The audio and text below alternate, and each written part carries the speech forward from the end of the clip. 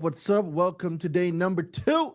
What's up, Durain? I applied for the Amex Platinum card. I got denied because I had like inquiries on my Clarity services. Amex pulls clarity. Yeah, that's what the adverse letter said. Really? Yeah. Okay. Have you pulled your clarity report? So we need to see what's on there. Okay. You need to find out what's on there first. How are you going to dispute what you don't know? My question was just, do I need to take Clarity services inquiries off or the Experian one? Let's step back. Which CRA, Amex pulls from Experian, right? And what did the adverse action letter say specifically? It said that I had too many recent inquiries on my report. It says Experian Clarity Service.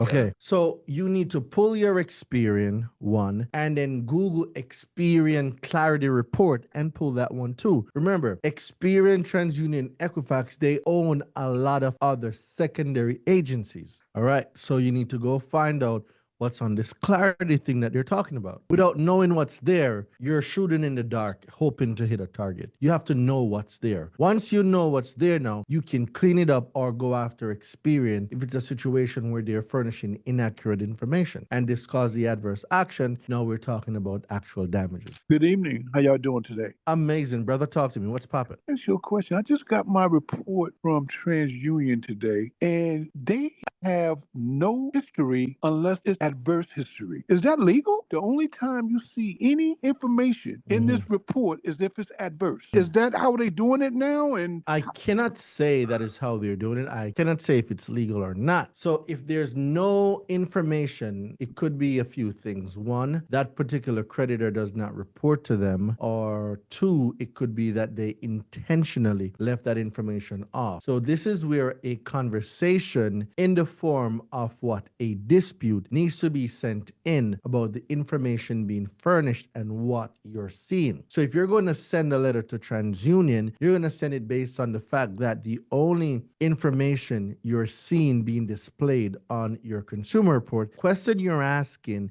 is when the information is being furnished, are they only furnishing adverse action or are they furnishing the full scope of the consumer file? So you are going to dispute all inaccurate or adverse information in its entirety. And you need a full-on reinvestigation of all accounts. And then we're going to start from there. So when we're talking about collection, right? There's a collection on your credit that was placed there by a debt collector. So a debt collector is over here, and all this debt collector sees is consumers who don't know their rights. And then over this side, we have the consumers who have no clue what's going on. No clue. So the debt collector puts the collection on the credit report, right? And this is housed at TransUnion, Equifax, Experian. So you, the consumer, pulls your credit report and you so happen to see